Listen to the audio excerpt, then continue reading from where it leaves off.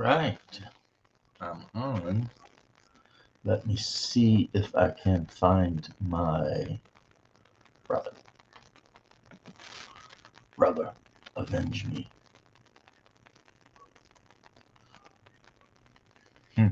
That's funny. So, mm, mm, mm, mm, mm, mm, mm, mm.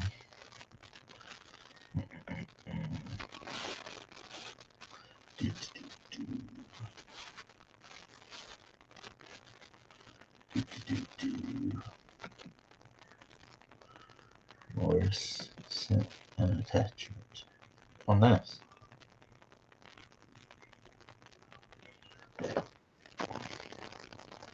Always sends him a thumb up, and it determines whether he's awake or not. And then sending the link.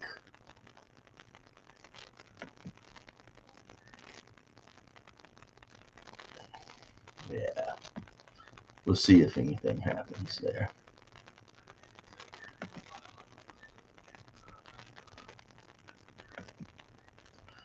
All right, guys.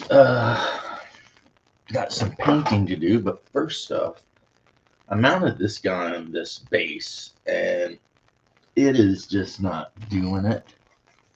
And that means I need to find, I believe that's 32 mil. I need to find a 32 mil washer that I have laying around and put a washer on the bottom of that base. And that should straighten it out. You know what I mean? The extra weight should straighten it right out. But, you know, I'm not going to worry about exactly this minute because, you know, I can paint it and do whatever later. My wife made me for breakfast a low carb, whole grain bread egg sandwich. If any of you guys got a fetish about watching a fat guy eat, this video is for you.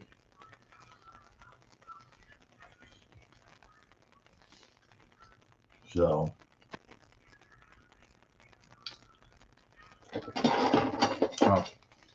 showing off. I see there's 4 people watching. Let's see if one of you 4 happen to know what this is and where it's from.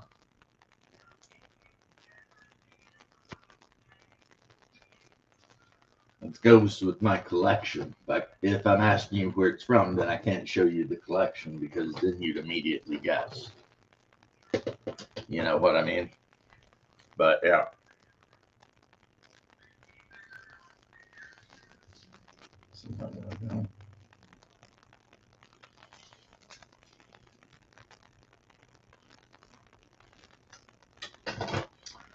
I don't know if I've been picking up some props from that.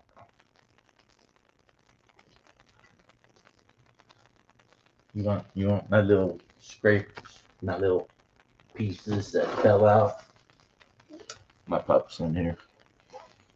He's all like, Daddy, give me a bite of your sandwich. I'm starving. He's like, he ain't starving. He is not a starving Marvin. So, yep, posts on some of these. I finished it and he's still begging. Well, it was a delicious, he had some delicious eggs this morning, so therein lies the problem. He wants all the eggs. He got his own egg. Mommy made an egg, scrambled egg. That's what I'm saying. He got his own egg, and then he wants your egg and my egg. He's just greedy? Yeah, he's a greedy pup. Look at him. He don't even have any shame. Oh, There's no shame in his game. He's like, give me eggs. oh, baby. Now, there is one thing, though. How you know my pup is a Slavic pup? He won't eat his scrambled eggs unless you put mayonnaise on. Well, he has before, but the other day he got weird. Yeah, he is like, I want some mayonnaise on these eggs. Thank you. My brother always says that if reincarnation were true, he would want to reincarnate as my wife's Pomeranian because she does spoil the hell out of that dog. So it looks like there's 5 people watching. Do you boy a favor? Say something. I mean, call me a freak. Just literally comment at all on anything. I would be pleased. Because it's weird when you're sitting here like trying to do stuff and like you see that you've got like a bunch of viewers, but the comment section is empty.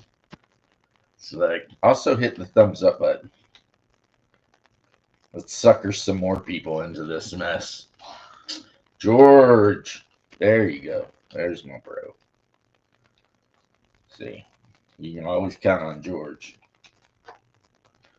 How you doing, my brother? Playing a hand of cards. What does the shirt say? It says Orthodoxy, keeping it real since 33 AD. Oh, hey, did you watch the video? I said, yes, I did. It was funny. Had to wake you up, huh? And there's Bubba. Bubba, what are you playing? Magic, or are you just playing like an actual card game? Like, you know, poker or something. I don't know. Goldfish. I mean, I know you got your grandbabies up there. You could be playing something with them. See, so I mounted this. I had to increase the size of the hole on the bottom of it to mount it on the 3 mil. And I'm going to have to, you know, fix that slot. But that's playing arena. Yep, I figured. So I think those are supposed to count as fighters. I don't know. I hear my wife in there telling my dog that if I loved him more, I would have gave him more of my egg. It's like, don't try to turn my boy against me. What are you doing? Grandkids at 3:30. First game of Mothership canceled today. From what I understand about Mothership, it's kind of like a horror sci-fi game, right? Like you're on a starship and everything's going wrong. So horror RPGs are, I would say, amongst the most difficult kind of RPG to run, especially if the players, I mean, if you're going to run a horror RPG, the players have to buy in to what's going on, because the second one of the players starts cracking jokes about this, that, and the other, then hang it up. You know, it's over. There's no horror anymore. It's just, you know, the DM trying to do something and some player ruining it all by cracking jokes about whatever, you know. I mean, as a GM, you know, me, I step in and say, hey, shut, you know, maybe threaten somebody's life or something. But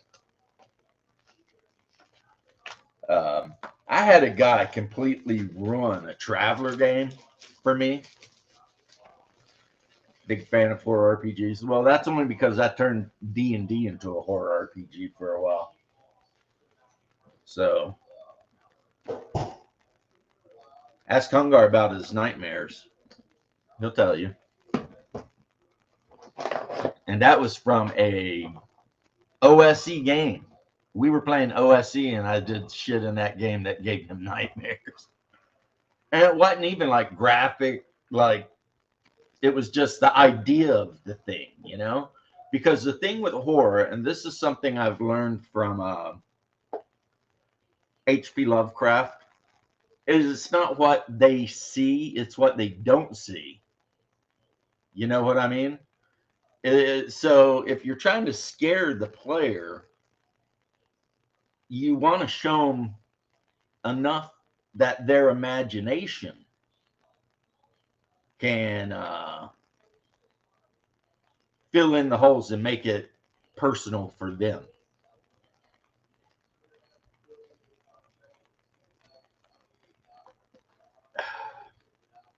Hungar knows what that is. He might recognize the cup. Man. But yeah. So let me tell you guys a story, because we all love story time around here, right? I am running a Traveller game. I've been looking forward to running this Traveller game for a while. I've got a big group sitting at the table waiting to be entertained by the Traveller game, right? One of the players at the table, I say, you are off the starport in the Spacers bar. I don't know what about calling it the Spacers bar it was, but this guy went on to call everything in the game the space thing, right? So, like, if I would describe, you see a cat run across the alley, he'd be like, is it a space cat? And it pretty much ruined the whole Traveller game. I packed my books up and just left. I was like, yeah, I'm not doing this, because I don't know why the person would do that. They wanted to play the game, but then they're just sitting there being a jerk, and it's like, ugh, you know?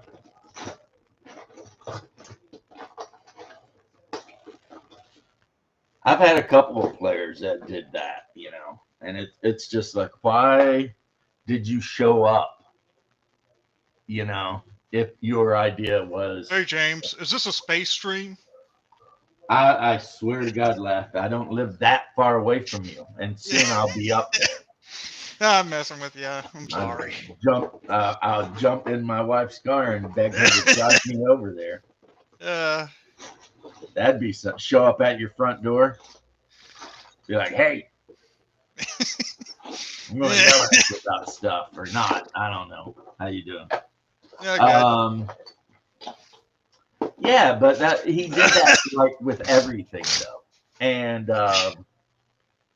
it just killed the game, because once he started cracking the joke, space bar, space cat, space soda, space whiskey, space whatever, right? Space milk. Right.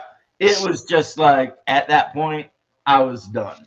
Because it's just like, why am I here, with this person who obviously doesn't want to play the game?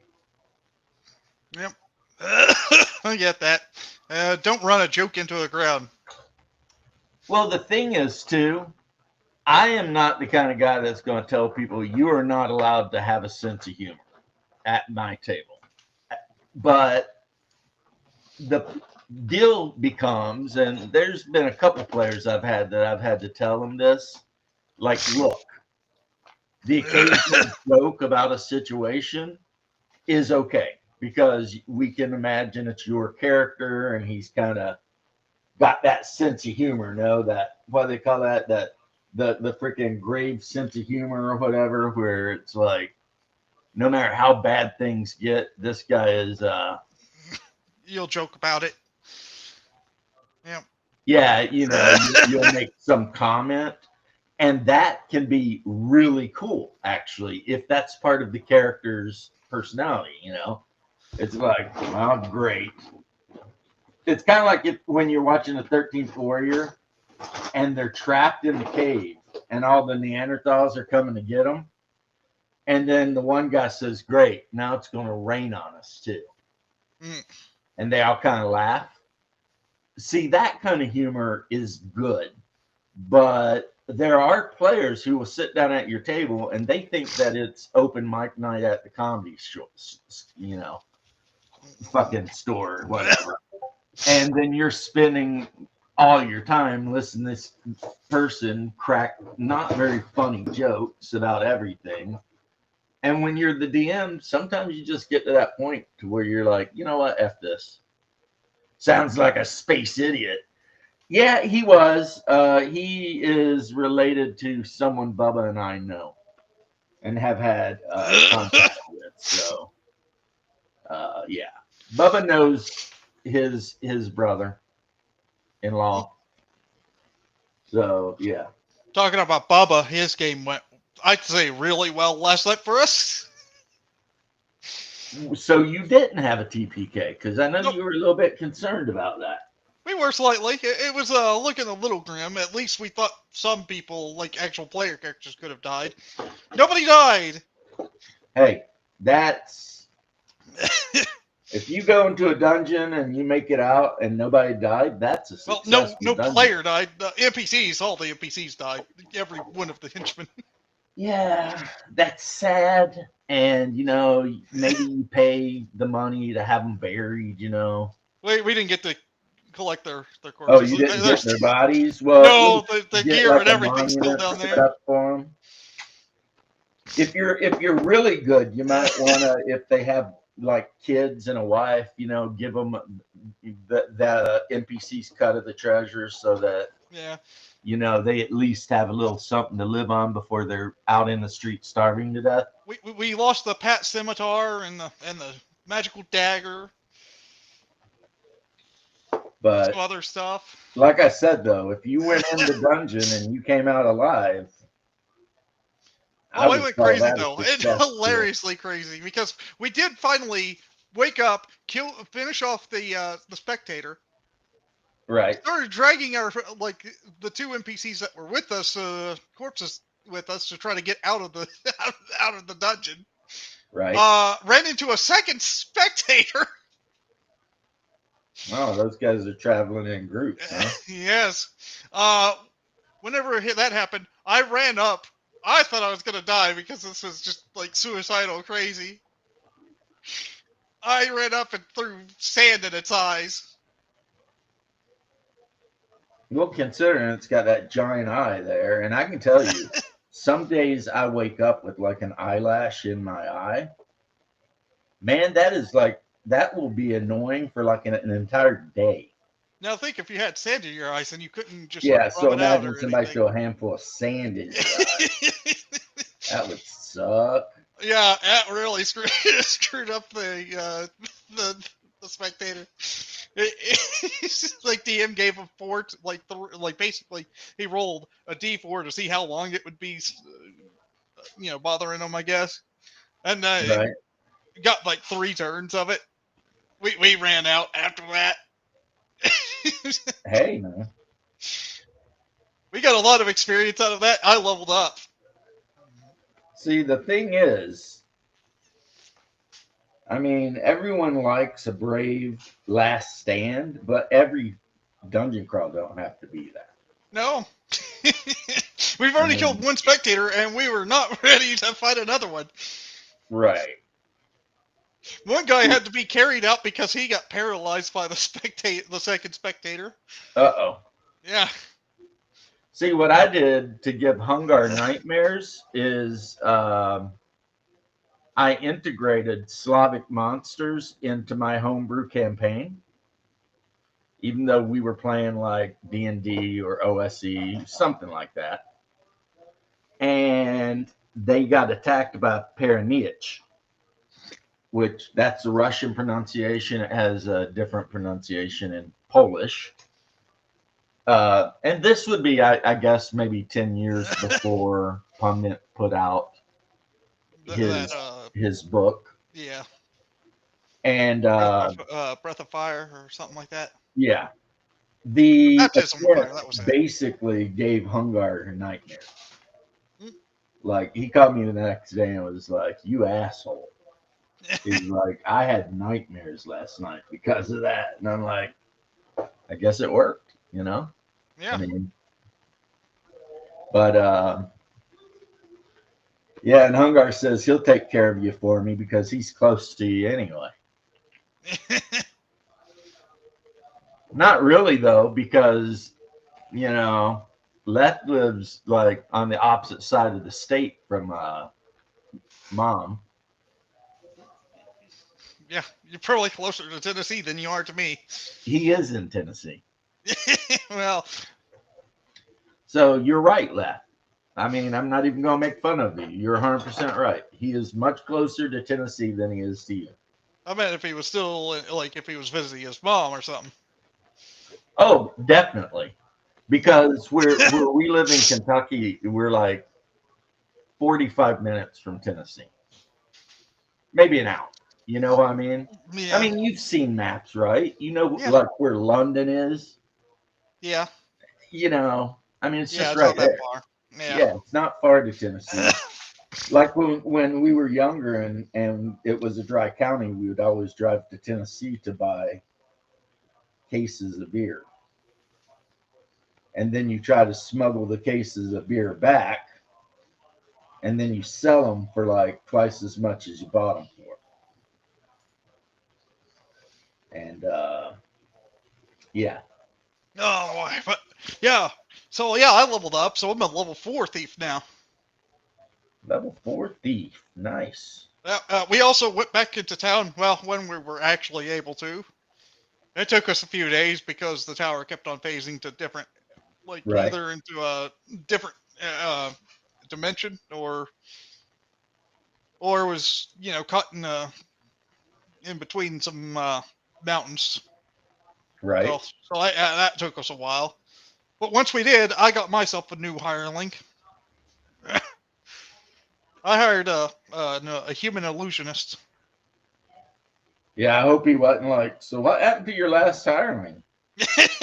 You're like, yeah, we don't talk about that. I don't have to say anything because it wasn't my hireling. Anyway, You'd be like, that was theirs. I don't know what happened. so you're almost ready to move up from a what is it? A damn it. I've been kind of power leveled in this game. I'm trying to remember the freaking order. Like right now, you're a marble class adventurer, and you're getting close to moving up to like a bronze or a silver. I don't know what that means What I'm exactly. talking about? Yeah. Goblin Slayer. Oh, Goblin Slayer. Okay, yeah, I forgot about that. Goblin Slayer. Yeah, Yeah, remember in the Adventurers Guild, they all had medallions that yeah. showed their actual rank. Oh, yeah, yeah. And it started with like marble or something. And everybody was surprised to find out that the Goblin Slayer was a gold rank adventurer. Hey, I'm just happy now because I get a +1 to my attack. Hey, man, that's a 5% bonus. Yep. I'll break it Also, down. I'll break it down to you in numbers you can understand since you're a roll master guy. yeah, I already understood. It's That was obviously a joke, Lad. Come on. yeah. Oh boy, but yeah. Also, my skills are now at like quite a few of my skills are over 50%. That's good. So you're a lot more likely to, Succeed in be things like hide, useful or pickpocket if I want to or pickpocket. just be useful at all, Yeah, even a little bit. I'm still having a little bit of issue of detecting traps. That's the one thing I can't seem to get right. See, Dragon Slayer uses the old school way, and Bubba likes that. He's the DM. Yeah, What no, he I'm not says mad. It's goes. just it's just my rules for that one just sucks. I prefer the OSC Dice 6 way of doing it, Let me see here. Yeah, which I'm up is to you start 60% out with actually. all of your skills. You have a 1 in 6 chance of being able to do it. But at level 1, you get 4 points you can divide or not amongst all your skills, right? So if Yeah, you want to say lock picking, I'm just putting off 4 points in lock picking. You're level 1, but you've got a 5 in 6 chance of picking a lock. Unfortunately, you've got a 1 in 6 chance of doing anything else. You know what I mean? So, and then as you level up, you get 2 points per level that you can spend. And what that does is it allows the thief to kind of be the thief they want to be. Also, Plus, three. I don't like using non Euclidean dice in my OSC games. Hmm, And die 10 are not Euclidean dice, they're not a okay. Euclidean solid. Well, I got 3 and 6 chances of actually appraising gems. See, this guy is a random cruiser. Yeah. I painted him German black gray, and then he'll get dry brushed up. So yeah, 50% chance. Well, technically over 50% chance to succeed because not only do I get the 3 and 6 for my class, my race actually has a 1 and 6 of appraising gems. Where are you, dwarf? Halfling. Halfman? Yep. Which is good because we did recently come across 2 giant rubies that I pulled out of a statue. It sounds good. Both That- 800 gold I gems. mean, every time you describe Bubba's game, it sounds fun. So, It's been hilariously fun. I did have to remind the party though that we probably shouldn't go up the way we came in that last dungeon. yeah, that's an old army secret. Like Uh, if you go to get your EIB, which is expert infantry badge, one of the questions I got asked at Fort Stewart is about traveling.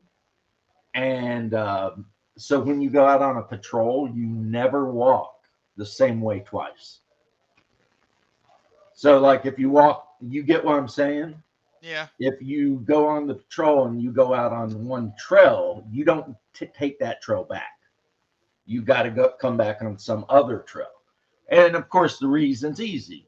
Do you want to take a wild guess? Probably because people might set up ambushes. Ding, ding, ding. Yes. Because if enemy soldiers happen upon your trail and they figure out, oh, there's been somebody come through here, they can set up, I don't know, claymores or whatever the hell they got and Yep. just wait. And if you come back the same way, take you out.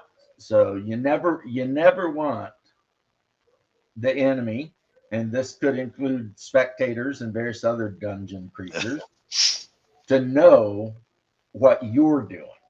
Yeah, we had that thing happen. We actually found a room where one of our characters, one of the other players, scried through a mirror Mm-hmm. and saw that there was people setting up an ambush outside the door of that dungeon. So we're like, yeah, we'll probably find a new way out. I would say, yeah, I'd be like, no, no. But they forgot from last session to this session. I had to go. Oh, you're not going up there, are you? It's like, why? Oh, don't you remember? It's like, it was like, there's people waiting for us up there. But as some people would say, the first step of disarming a trap is knowing it exists. Yep. We just snuck out through the underside of this dungeon because the dungeon is on a floating island, so there was holes in the ground. We just popped down and took a flying boat out of. Well, that's cool. Oh, but yeah, we survived, and it was partially my credit too, because I blinded a spectator. Cool. Yeah, it's good, man. That sounds fun. That sounds like you guys are having a blast, and I love it. I love to hear it. Angar, if you're still there, say something in chat, because I've got something I got to tell you that you may or may not like. So we'll see.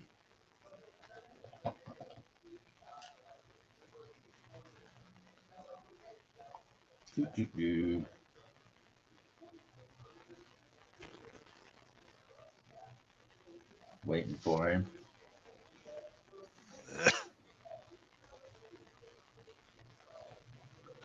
Oh.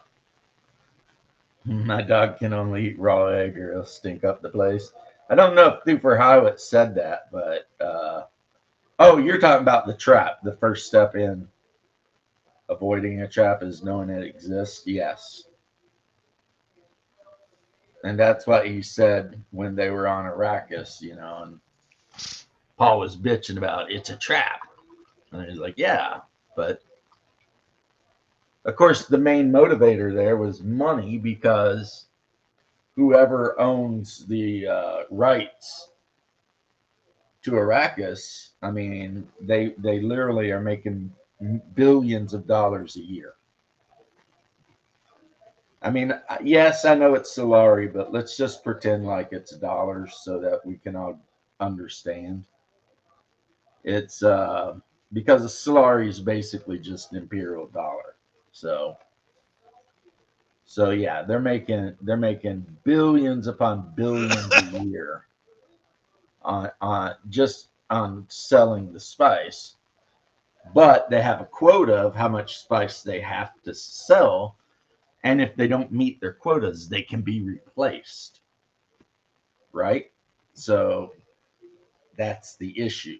That's the rub. I mean, you get to be in control of a resource that will make you billions of dollars, but if you don't deliver it in proper amounts, it'll just get you replaced. And possibly like House Arrakis, it completely eliminated. Not what your house wants. Now, I think I mentioned this since we're talking about our games. In my game, the player character nobles went to the Imperial planet, and they set this up like months in advance to go and speak with Shaddam IV. And in the end, because of their charm and whatever, they managed to get him to agree to grant them a sub-fiefdom on Arrakis. And he granted them suzerainty over the hole in the wall, or hole in the rock, and most of the Lesser Erd, which is a desert, right? You guys may or may not know who I'm talking about. I could be taking... Yeah, the old Duke was killed in a bullfight. Tough old bastard. But and then after it kind of got out through various means that they had been granted a suzerainty there, or a fiefdom, the House Harkonnen sent a Mentat to offer to help them move their residence. And hey, what's up, William Sava? And they were like really kind of like put off by it at first because they're like, House Harko, what's going on here? But in the end, they agreed, and House Harko lent them a couple of the large ornithopters so that they could move, the house shielding and everything. And now they've set up shop in the caves that used to be a Fremen Siege. Hole in Rock was one of the smaller Fremen Siege, but all the Fremen are dead, so they're not using it. And they've also got an invitation to go to Getty Prime. Janet, how you doing, sweetheart? The nobles have got a invitation to go to Getty Prime to attend Feyd-Rautha's birthday, which is coming up in a couple weeks. Meanwhile, Hungar's character has just been training the troops, and the Mentat, Nemo, who is kind of like the house, he like basically runs all the financials for the house and everything. He hired a smuggler to get him a couple crates of laser rifles. And then that means the lady at the table that's playing the smuggler, she had to go to all the smuggling villages in her ornithopter with her buddy and talk to all of the smugglers until she found one that had what she was looking for, and cut a deal to get them. And no, they're not the big continuous laser cutters like sometimes you see the Sardaukar carry. These just look like rifles, but they fire laser. You know. And since they're new model Nagara style or Nagara made rifles, they have a targeting system on them that will bounce off the target. But when you pull the trigger, the rangefinder hits the target and responds back, and it'll let you know if the target has a shield, at which point the weapon is designed to automatically disengage. So you can't actually fire it at somebody wearing a shield, a Holzman shield, which is a good thing because, as we've said, the reaction between a las rifle beam and a Holzman shield can be like an atomic weapon going off on both ends. Yeah, so it's like two of them going off at the same time. Exactly. Two of them going off at the same time. Boom. So that's the new tech that House Nagara has come up with. The check if there's a shield there before you freaking shoot. You'd think that would just be like common sense, but no. But the thing is, shields aren't used as much on in the rest of the universe as they are on Arrakis. Shields are a lot more common on Arrakis for some reason than they are, on other worlds. So, like on other worlds within the Imperium, the basic common weapon that an infantryman carries is a laser rifle. Okay, Hungar's back. He was gone when I asked him the question. But now you're back, so I can tell you the thing. Do you know how at your house near mine you had a stack of like 50 or 100 heat whatevers,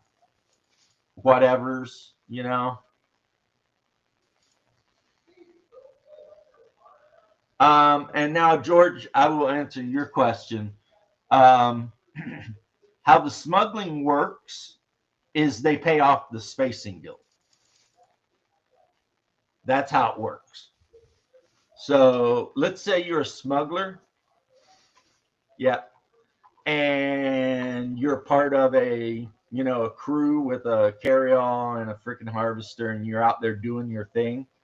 However much spice you get, you're going to bribe the Spacing Guild with between 10 and 20% of it right off the bat. And if you do that, then the Spacing Guild typically will turn a blind eye to your shenanigans. You know what I mean? Because think about from the Spacing Guild's point of view, if they stop all the smugglers from harvesting spice, then that's all the spice that they're not getting. It would actually hurt them spice-wise to stop the smugglers. So as a result, they let it go. And if you're a smuggler, I mean, if you go far enough into the southern desert, I mean, the great houses don't even go down there. I mean, one, it's 140 degrees pretty much all the time. And two, it's completely overrun with gigantic sandworms. So, yeah, you can find spice blooms in the southern desert, but you can also find a quick death down there too. Yeah, the guild don't care where the spice comes from. Just the spice must flow. That actually, and that's the thing too, because when they met the Emperor, the Truthsayer was there and a representative of the Spacers Guild. So because they have a subfiefdom, they have to pay the imperial tax, and if they harvest spice, the Emperor gets like 10 or 15% of it right off the bat. And the Spacer Guild adept, I mean, the only thing he said was, remember the spice must flow, which is if they don't produce, they can lose their sub-fiefdom or just get wiped out in the middle of the night, because there is a war of assassins going on Arrakis currently. So, you know, and their minor house has another house that's their arch nemesis. And those people have representatives on Dune too. As a matter of fact, it's House Najara, the people who made the las rifles they bought. Because like 500 years ago, during a big battle between Ordos and Manticoris, Becca, which is their house, routed the House Najara forces and ran them out of the battle, which allowed the House Ordos to pretty much crush House Manticoris. And House Najara has never forgiven that. Because, I mean, between you and me, they don't believe it, but between you and me, there was some shady shit that went down.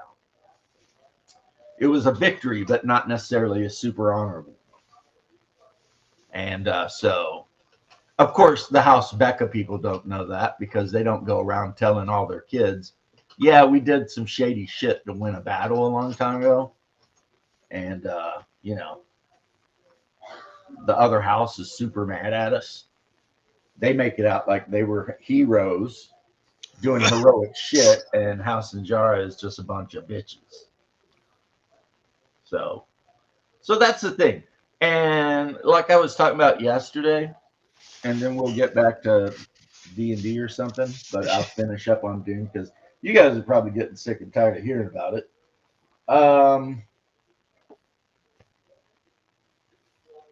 Dune is less a sci-fi game than it is a game about interpersonal drama, scheming, you know, like yesterday, and there's more of you, believe it or not. 7 is more than that was on yesterday, so I'm kicking ass here. Yesterday we had a poll: should the Bene Gesserit sister on Arrakis, Mother Superior, should she have Lady Elizabeth Becca of House Becca, who is also a Bene Gesserit sister, get pregnant by Feyd-Rautha? And you have to remember, this could cause issues since Feyd-Rautha is betrothed to Aristy Atreides.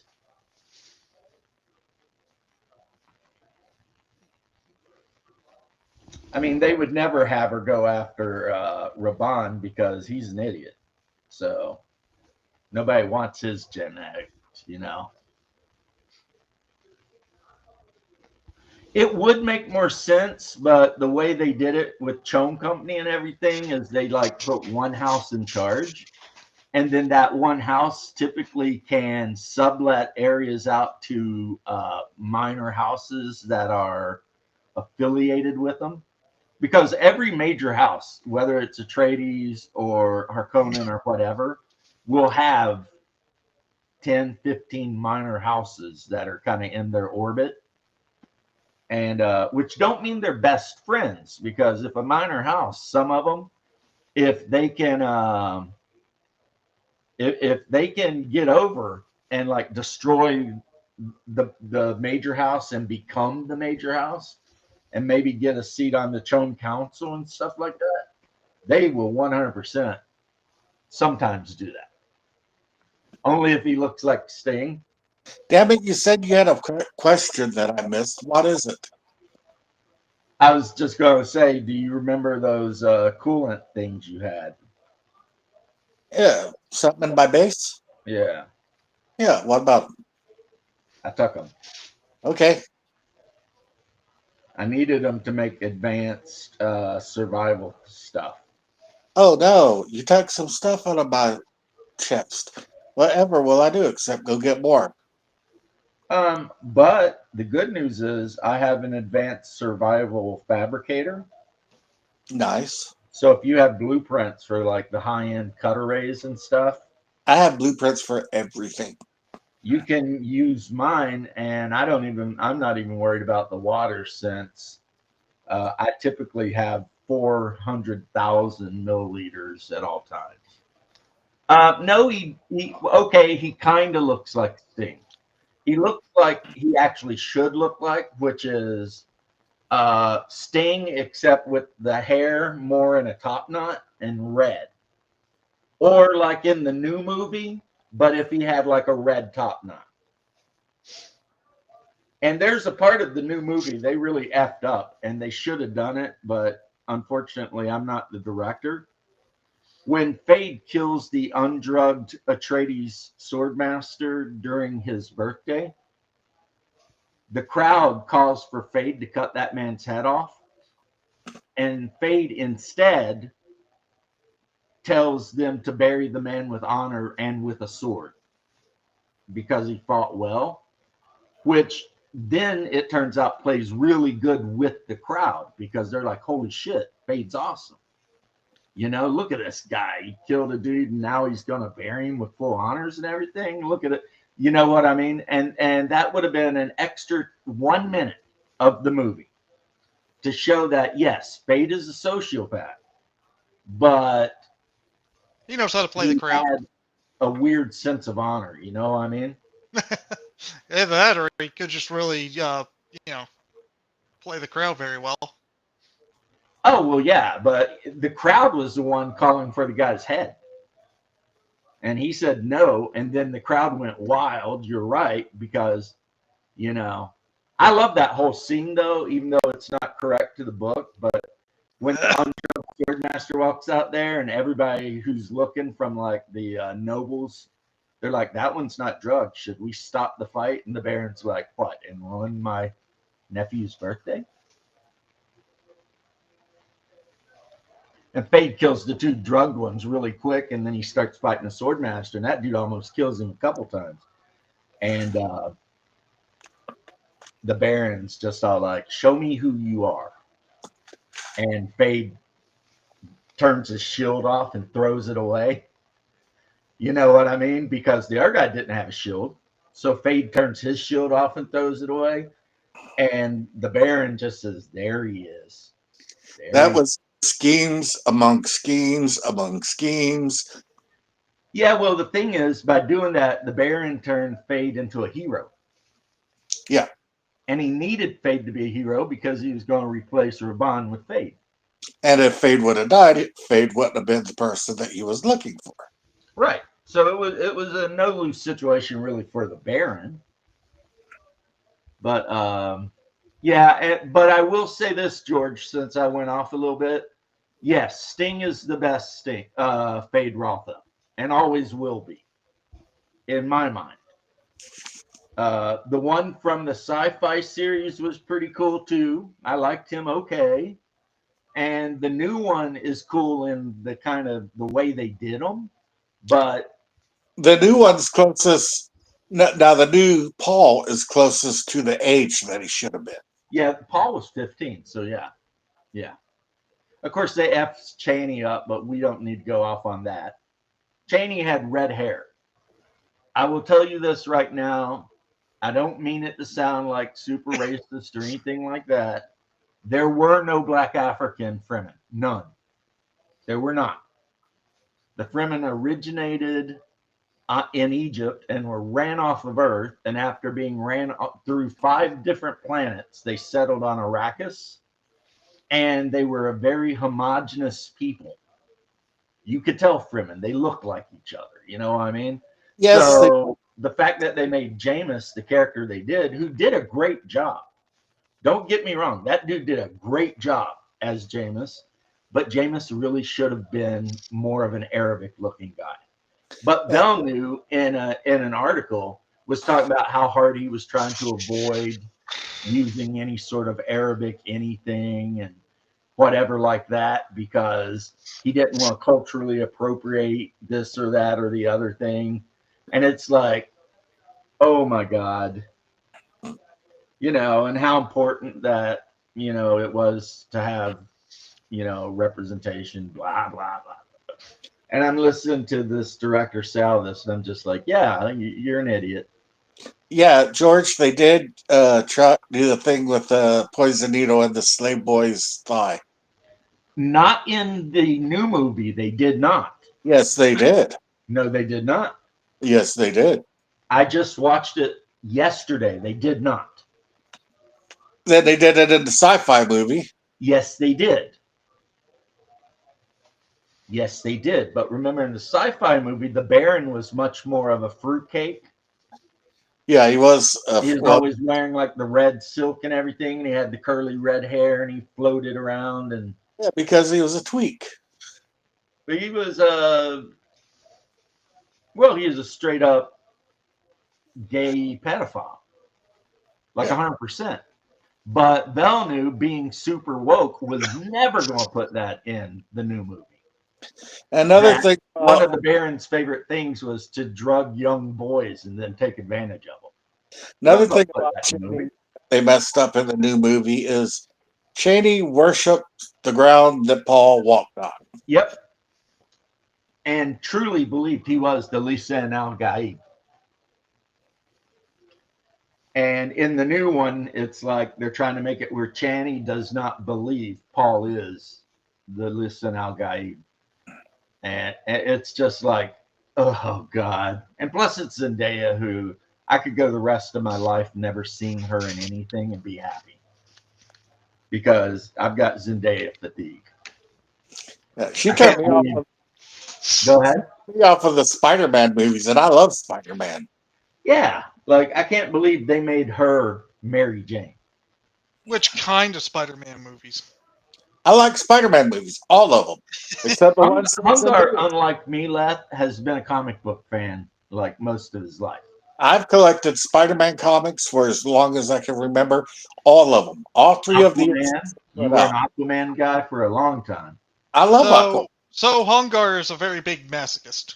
And the Hulk. I've always collected Hulk, Spider-Man, and Aquaman. Because no, Hungar was your typical kid. He collected superhero shit. Well, I was saying that's a joke because Conan. I was saying that as a joke because the big thing about Spider-Man comics is that it always really, really hates Spider-Man. Everything has to go wrong in his life. Right. Because he's the tortured hero. But anyway, yeah, George, in the sci-fi version, they show it explicitly. But in the Villeneuve version, they don't. In the Villeneuve version, they don't even hint that the Baron is gay. And I get the three movies confused or mixed up because in my mind, I make the perfect Dune movie from all three of them. Right. And they don't even hint because look, let's not make it a culture war necessarily, but we all know you're not ever allowed to depict a gay person negatively. So the idea that this big fat Baron, who's pretty much evil as shit, I mean, would be gay. I mean, there is no way a modern Hollywood director would ever depict that in a movie. Ever. See, in my mind, never going to happen. Due to the original movie effects and soundtrack with the sci-fi story, but the brand new actors for some of them, like Paul from the new movie is in the old movie in my brain. That's how I watch it in my head. Right. I mean, that's because you're on so much drugs, you're always hallucinating. That might be, you have a point, but you didn't have to bring that up. Yeah, so they cut that out. Pretty much anything that would be considered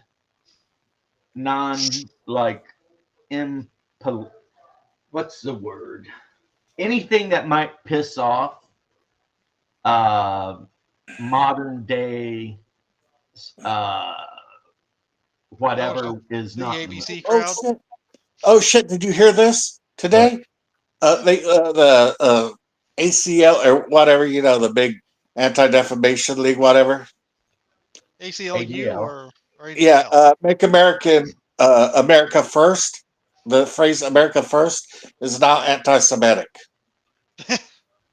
They've been talking that shit because apparently in the 1920s or something, there was like a fascist movement in America, and they used to say America first.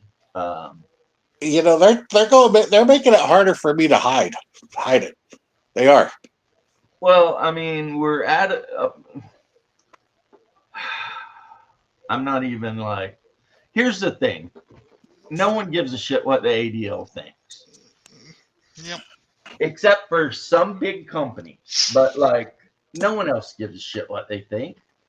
I mean, in my opinion, they're a criminal organization. They shouldn't even be in this country. Yeah, they should be deported. They should all be deported, every damn one of them. Go to Israel and do your shit there. But that being said, yeah, no one gives a shit about them or the Southern Poverty Center. I mean, there was a time 10 or 15, maybe 20 years ago when people really got like worried if one of those groups said some shit, but that time is gone. You know, now people are just like, oh, the ADL thinks I'm a fascist. Okay, I don't care. You know, people mock them all the time. They think Mark Dice is like an evil, hate-mongering fascist.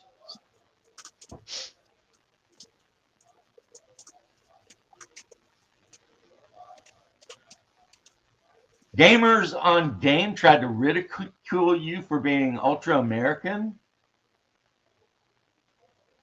See, I don't even get that. Are they Americans? And if they are, then why would they care if someone else is happy about being an American? You're not allowed to be happy about being an American or white because that's racist. We're going down that road, aren't we? That's racist. Did I just do racism? Well, good though. I mean, look, man, monetize your haters, as what's his name says, Young Ripa. You know, monetize your haters. I mean, if I was monetized, I'd monetize my haters. I would spend all day just doing videos talking shit about the people who hate me, just because I know that they would talk shit back, and it would drive my give you more content base way up. And it also gives you more content. I don't wake up trying to do a racism every day, but I do have a Burger King crown hanging on my wall. I don't get it. You see that video of the guy on the airplane with a Burger King crown? No. If you know, you know. Yeah. You need to watch Instagram. No, I stay away from Instagram. I think I might have an Instagram account, but if I do, I haven't looked at it in so long, I don't actually remember or know if I have an account. Gamers on Game. Which one is that? Is that the one guy that looks like he's not allowed within 500 feet of a school? Dang it. You're not narrowing it down very much. Yeah. He's got an Irish name. And usually it's just him sitting in front of the screen talking about games. And I think he went after Double D, but he refused to mention Double D by name. But he insinuated very strongly. Oh, he was the one who put on the glasses like Double D? No, that was someone else, I think. But, I mean, yeah, this guy... Yeah. Isn't that all of them? Isn't that all of them? Well, I mean, at least he's not a one-eyed cyclops with a penchant for communism and ladyboys. Socialism and ladyboys. Look, in my mind, socialism and communism are the same thing. Yeah, they're close enough. I mean, they both. It's the same picture. They both one leads to the other. I mean, that's what one of their philosophers said, right? Might have even been Marx. That the whole point of Yeah, socialism was to eventually become no, communism? no, I think that was Lenin. Right. So, you know. But anyway, that's Condor. No, no, no, no. I'm not talking about. I know who Condor DM is. You know, I'm did gonna you look him up though now to make sure that I know who I'm talking about. Even though in my mind I think I know. do you think that Condor picked his name because it's a scavenger bird and he's always so dirty and filthy? I don't know, but you know that condors make wonderful pets if you can get past the fact that they stink. Yeah. Soy free Warhammer, that's right. Soy free Warhammer, what's up, buddy? Look at that. I typed in gamers on game. It came up first thing. Boom.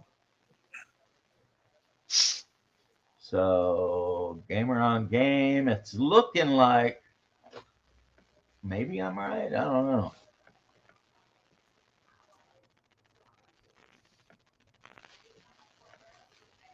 Okay, why am I getting all these video game?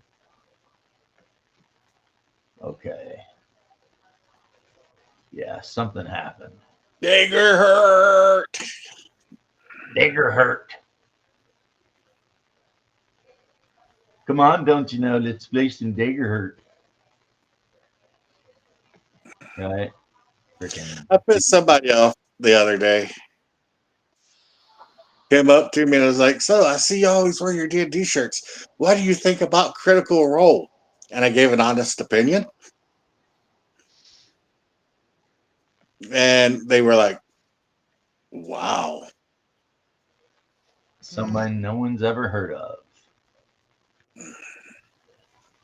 You ever notice in all of the new whatevers, the DM at the table is always a chick? And in my entire life, I think I've only ever met one female being the DM of a game. Like in my entire life, maybe one. It's just not found something you ever. Oh, this guy, It's not yeah. common. I think I did a video on him where I basically called him a bitch. You do a video on a lot of people and call them a bitch. You did a video on me and called me a bitch. And I'm your brother and the person you like the most. That's not your wife I mean, not counting my wife. or kid or mom or dad. But I'm in the top 6. Soy free Warhammer. Yeah, good luck with the soy free Warhammer. It's like I think that might be I know. who- Yeah. really nice. And I'm just saying good luck with that because Games Workshop seems bound and determined to F up everything. HD shape. Harmony Ginger, okay, so that means 2. George, 2 now that I know of. And I think Harmony Ginger is like a real deal gamer girl. I don't think that she's just faking it. Whereas I think that Satine Phoenix and what's her name? The one that cosplays all the time. And I think they're faking it. I think Jimmy D. A porn star faking it? You gotta be kidding me, right? Jimmy D needs to change her name to Sunny D because it's as fake as the drink. Yeah, that's her name. That's her name. Thank you, Hungar. Jenny D. Yeah. I would bet anything that Jenny D's boyfriend or husband or whatever is working his ass off writing all the scripts and shit and then handing them to Jenny D, who's dressed up like a gnome or some shit, and he's recording while she's reading off her stuff. And don't get us wrong, we know a lot of female gamers. My ex-wife, I met her at a game. Well, she ran games though. I was counting her as she ran that ran games. But at our table, there's always females. Always. We know chicks who are into gaming. Well, But I married one. That's what you do if you're they're more smart. players. and you love hobbies like D&D or miniatures or something, don't marry a girl who doesn't like that shit because it's gonna be static. Yeah, but they're more likely to be players than GMs. That's the point. All the ladies I know, none of them ever have wanted to DM anything, But they want to but play. they'll play anything, pretty much. My ex-wife would be sitting around doing nothing. I'd be like, D&D, and she's like, hell yeah, it could be 2:00 in the morning. And she'd be like, yeah, D&D, yeah. She'd play D&D. If she wasn't at work, she wanted to be playing D&D. 24/7. My wife hates games. But we like the same music, literature, nature, stuff like that. So, So you've got enough in common to get over it. yeah. Yeah, don't marry a woman who's into horses. Horse people are crazy, man. They're right next to bird people. Bird people. You know what I mean? Have you ever had to go down to Lexington to the big horse things with all the big horse people? They're all lunatics. Yeah. I know somebody who was a real hardcore bird person, and it made me realize that if you ever want to own a pet bird, get a chicken. They're useful. Right? It's a bird. You can eat its eggs, and You can eat its egg. It's not going to squill at 100,000 decibels at 3 a.m. hey, what up, doppelganger? Yeah, and you know what? I get a emotional support chicken every week. Yeah. Usually it's Moho barbecue though. Rotisserie. Chicken. I do like me some chicken. And today is Tuesday, right? I gotta go. I gotta catch the lunch special at KFC. Shut Eight, up. It's not real chicken anymore. 8 piece, Yeah, that's not real 8 chicken piece anymore. dark, 8 piece bucket of dark meat for $10. I don't care. Thighs and legs. That's not a bad deal. That's the only thing I like anyway. Thighs, legs, and wings. I don't eat dry ass chicken breast. Well, they're cooking it wrong. Like a juicy breast. A big, juicy breast. I like small, firm breasts. I definitely, as it relates to fried chicken or whatever, prefer thighs. I eat the whole damn bird, dude. I'm not particular. I like it. As long as it's crunchy and got a little heat to it. Nom, nom, nom, nom, nom, nom. Last time I went to a chicken place, they were like, you prefer thighs and legs? I was like, I got thrown out because I said I like tits and anal. Give me them bird tits. Give me a bucket of bird tits and make it quick. But I'm not going to lie to you. You can spend thousands of dollars on a macaw or an umbrella cockatoo or something that will scream and make your neighbors 3 miles away hate your guts. Dude, I hate. They're just filthy animals, and the bird And people. they'll just tear everything up in your whole house. Yeah. Or you can get a little hen for 99 cents at the frickin' whatever when it's a baby and raise it. And every time you walk out in the backyard, that thing will run up to you and want to cuddle. And if you feed it just a lot of sit on corn, the porch. if you feed it a lot of corn, it'll lay eggs for you to eat. Yeah, you feed it and it'll. But you need a rooster for the eggs, bro. You can get hens laying eggs without a rooster. They don't have to be fertilized. Does that lower the count though? Who cares? It might lower the count, but yeah, I've had whole coops with just nothing but hens, and they'll still lay eggs. Because fertilized or not, all the egg is the same as when a woman has her period. Fair enough. You know, it's just the chicken's doing its thing, right? So and I'm talking about just one little hen. The only bad thing about her is they just poop wherever. Oh God, yeah, they're filthy But then again, animals. every bird's that way. Yeah, filthy. Nothing will turn you off the birds like freaking chickens, dude. None will turn you off the birds than a big ass umbrella cockatoo that hates you and screams. They are mean. Cockatoos are mean as shit. Well, not to me, but basically everyone else in the house has a scar from him. Yeah.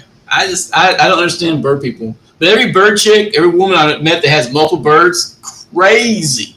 They wear those grippy socks. Yeah, it's like strippers and their damn snakes.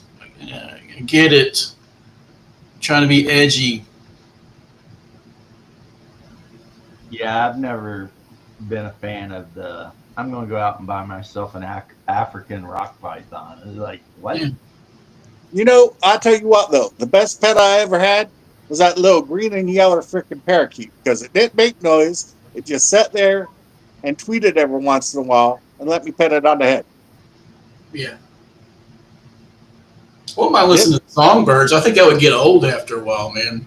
Constantly. Now the possum's cool as shit because he sleeps all day and he eats what I eat. Like I made steak and eggs for breakfast, he had steak and eggs. He was happy. You had a pet possum, dude? Those Yes. It's a Yeah, roast. his name's Timmy. Timmy, Lebanon. You're right, possum. They greasy. They greasy as hell. Yeah, they greasy. Yeah. Possum, because possums don't live long, and I don't want a pet that's going to outlive me. Groundhogs are really greasy. Groundhog is delicious, but they're too damn cute. They They're greasy. pretty greasy. So, Hungar, check that out. Nice. May your blade chip Recognize shatter. it? Huh? May your blade chip and shatter. Yeah, except it's not a Chris knife. It don't have to be a Chris knife because Stain didn't have a Chris knife. This is Fade Roth's Fade did not have a Chris knife. left-hand knife because he carried the black-bladed knife in the right hand. Yeah, because when he fought Paul, Paul told him, "May your blade chip and shatter," and Fade did not have a Chris knife. Right? But anyway, Yeah, Daryl, I agree with you. I'm not a big fan of steaks either, but if Selma Hayek had it, I'd be able to handle that steak. Which one? The one on her shoulder, or the one on her pants? Selma Hayek, what was the movie? Dusk Till Dawn? Yeah. Yeah, she could have all the steaks she wanted. yeah, I don't know. But Anna de Armas, my Joy, she's the best. Who? Joy from Blade Runner 20 whatever. The remake or the sequel? The new Blade Runner that they came out with. I haven't. Never watched it. I've got like 15 minutes in it and just like, nah. Ryan Gosling's cool. Everybody says I look a little bit like him. No, they don't. Yeah, they do. I could post that online. I bet you everybody say, yeah, I couldn't tell the difference. They're lying. The bro's got my back. Eat a day. And You his Joy, got on the proper confirmation bias bubble right there, bud. the chick who plays Prince Joy, Anna de Armas, she is chef's kiss. I'm just telling you, Hungar, that's just some of these internet weirdos trying to get into your They pants. They all can right? if they want to. They're not going to fight. But they lady boys, man. I'm telling you, they confused. I'm not using it for anything anyway. Who cares? I didn't even know who played that character, but yeah. You know who she is, though. She's finer than frog hairs. That's an interesting thing. What else has she ever been in? The ballerina, John Wick story. Huh. She's in quite a few movies, She's doing a lesbian version of Brokeback Mountain with Sid Sweeney. I'm going to actually watch that movie. Hell yeah! Not you liar. Giggity giggity. There's It'd no be way cool. that could happen. It would be cool if she did, though. I mean, it would definitely win all the awards and make a shit ton of money, but hey. Hollywood's stupid. Remember, we established that the other day when Bear was on. Yeah. You know? It's I like, would go to the theater to see that a lot. you would end up getting kicked out of the theater. I'd be wearing a We still at the theater. I'm going to go see Toxie. Yeah. I'm kind of interested in the Toxic Avenger remake because because I've always been a big Troma fan. Yeah, I don't know if that's gonna be worth it. Damn. I know they're airing the original Toxie at a local theater up in Huntington. I'm gonna go check it out. I heard Might that be- they redid the the Naked Gun series, and they should be Yeah. slapped for that. It Yeah. might be good. No, it sucked, and Liam Neeson is a hack actor when it comes to comedy. So we hate snakes, Some things don't need black remade. astrolorps. Yeah. George, where I'm from, they're just called chickens. Give I me have no chickens. idea of what. Getting fancy on Hey, the breeds, remember man. when you stole all of Grandpa's chickens? Yeah.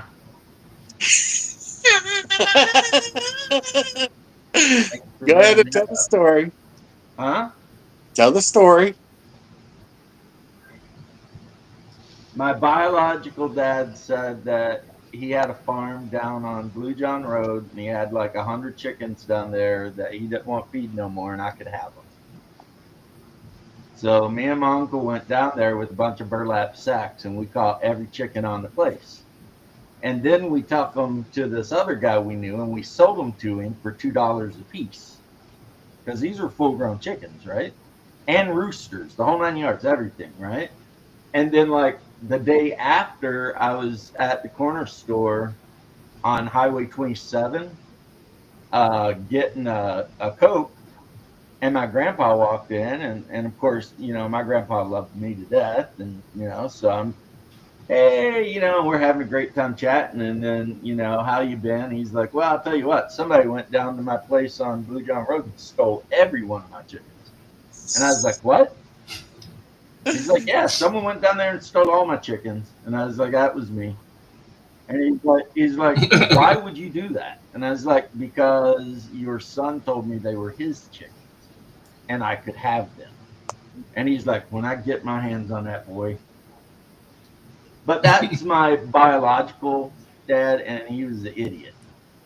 Yeah, but that's still some funny shit. Grandpa was like, what the hell happened to my chickens? Yeah, he goes down there to feed them, and they're just gone. He's like, this is not what is supposed to be happening. But it is what happened, so.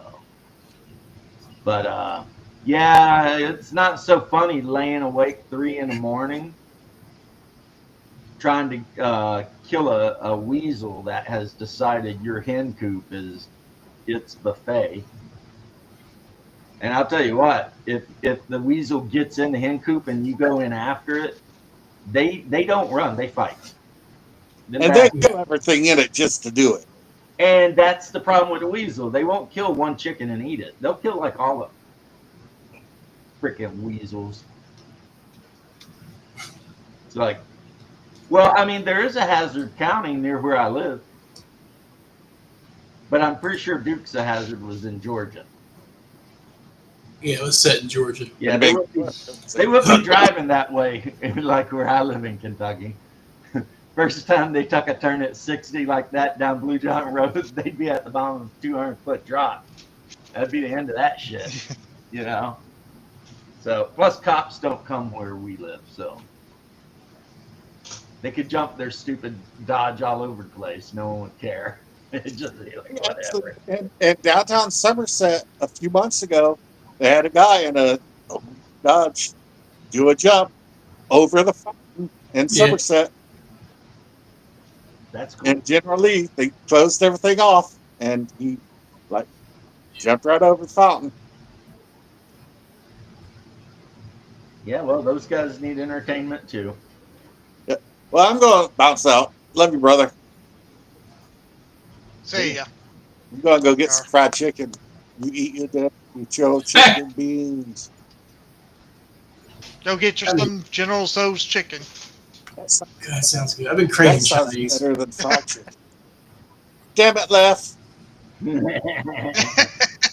Sesame chicken, baby, and some crab rangoon. I'm a crab Yeah, I rangoon. got to clean my smoker today. Oh, yeah? Yeah. I made burgers last night, some guacamole. I've been thinking about putting a load in the dishwasher all day. Yeah, I should probably tell you she's too busy. I gotta catch her at the right time.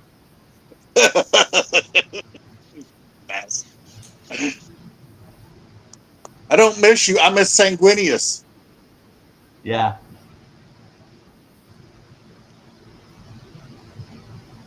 Yep.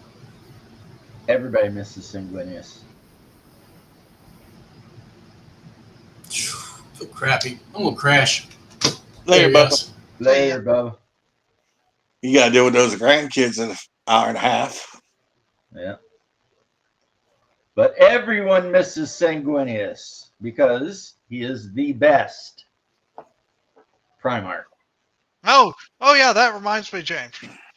In Bubba's game, we also were able to finally stuff that dragon head and get it taxidermied. Oh, yeah? Nice. Yeah. All right, later. Hungar, who's that taxidermist? Chuck That had the Testa. video? Chuck Nope. Testa. Did you Chuck take it to Testa. get taxidermized by Chuck Testa? You probably think this We didn't get the elk name was right. alive, or this antelope was alive, or this coyote was alive. Nope, you're wrong. They're dead. They've been taxidermized by Chuck Testa. He makes the most lifelike dead animals anywhere. Period. Period. Yeah. Chuck Testa. Why is that antelope driving a car? Nope. Chuck Nope. Testa. Chuck Testa. I know there's a bear in my bed. Did that rhino just order a drink? Nope, Chuck. That's doesn't. right. He's got an SS skull on his freaking cap. Yeah, he does have a Totenkopf. Are you looking that up? Huh?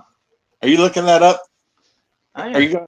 Are you going to share it to the crowd? I am. Nice. I'll stick around for that. This was an actual TV commercial. Okay. Let's. Ohio Valley Taxidermy Service. Chuck Testa does not taxidermize pets. Yeah, that's one thing. He does not. He will not taxidermize your pets, but wild animals. Dang it.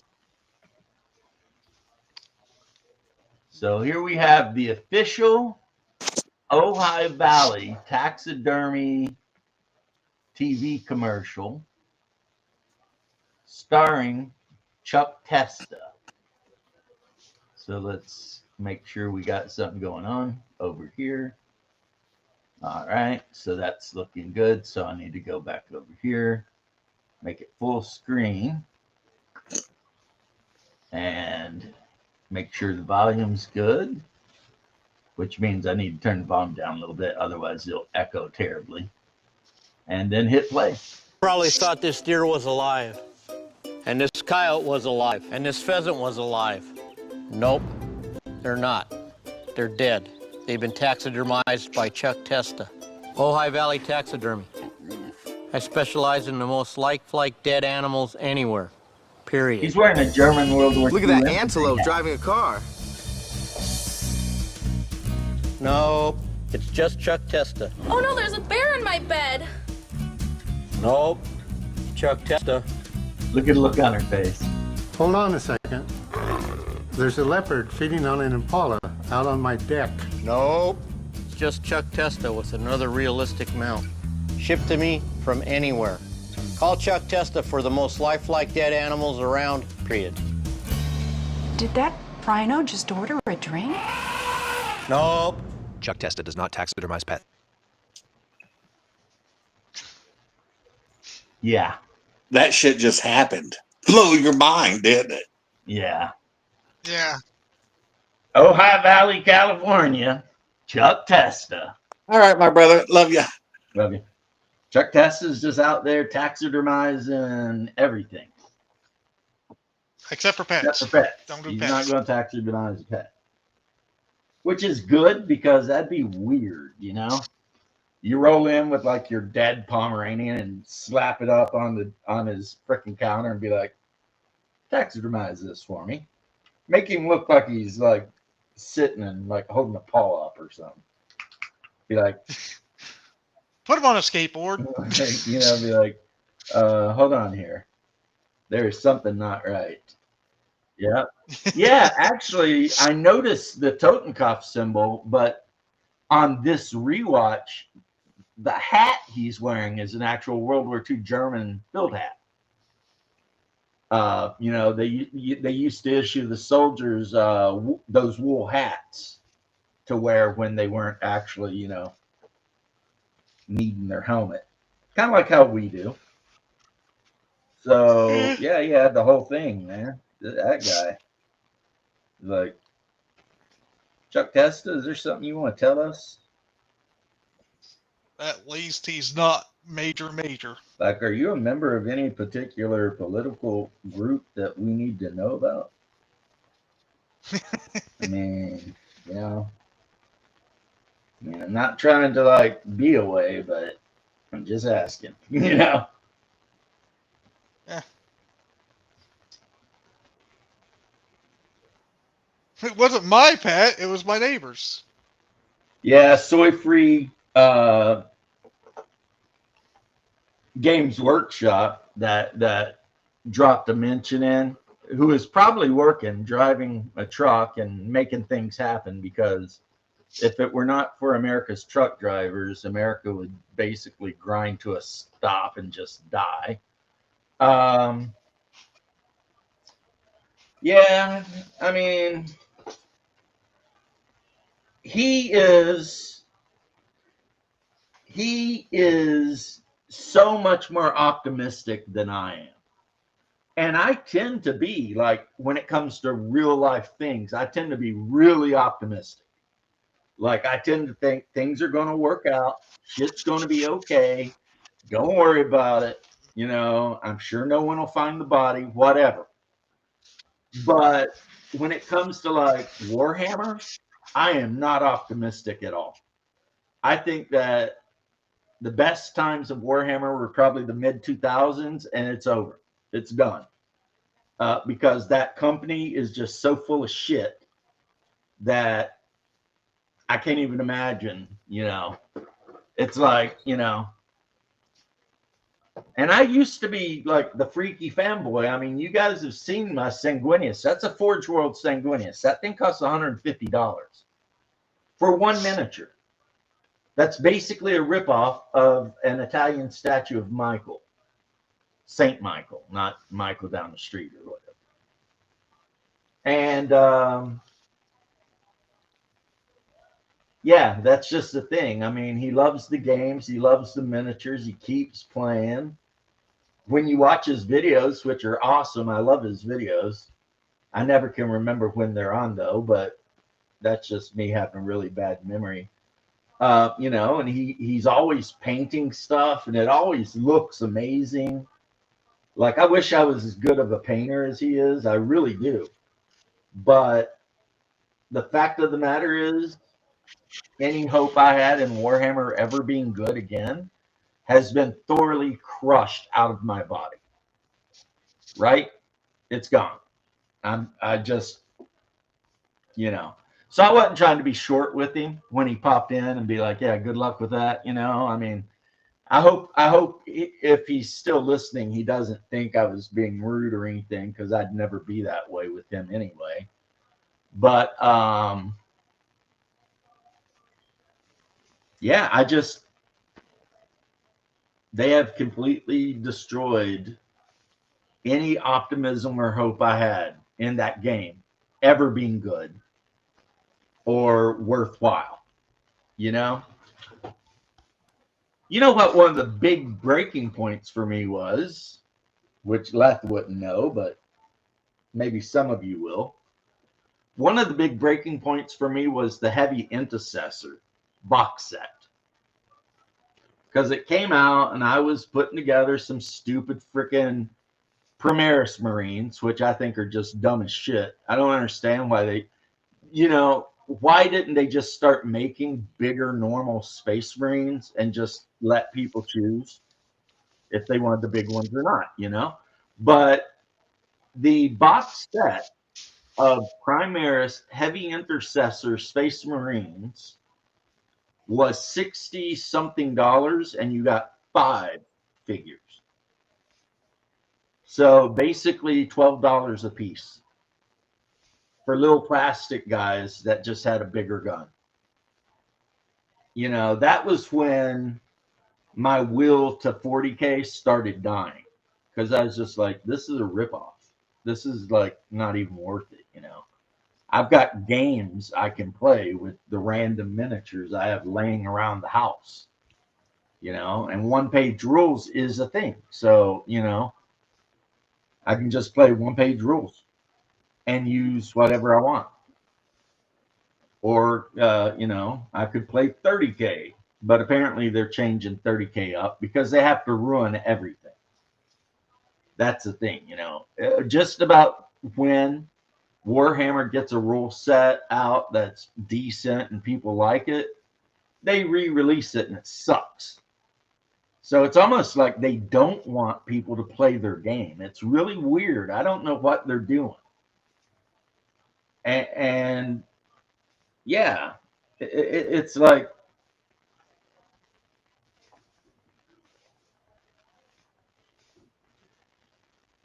I have no other words to say about it. That's all I can say about it. So when you see me doing my painting, that's why, one, my Blood Angels army is done. So I don't need to paint them. It's the only army I'm probably going to keep. Half of it's illegal anyway for 40K or 30K tournaments or 40K tournaments, because the bodies of the Marines were made in Ukraine. So that they were true scale Mark II, Mark III, Mark IV, Mark V armor sets. And the heads were 3D printed by yours truly, because I wanted them to have the weird helmets that the Blood Angels wore during the Horus Heresy. Because they had their own style of helmet that was like really like different, you know? And plus, I wanted to print shoulder pads that had the you know, symbol of the Blood Angels, you know, embossed on it and shit, decorate them and stuff, right? So, I mean, I had to accept that I was never going to be able to use my army in a tournament anyway. But yeah, it's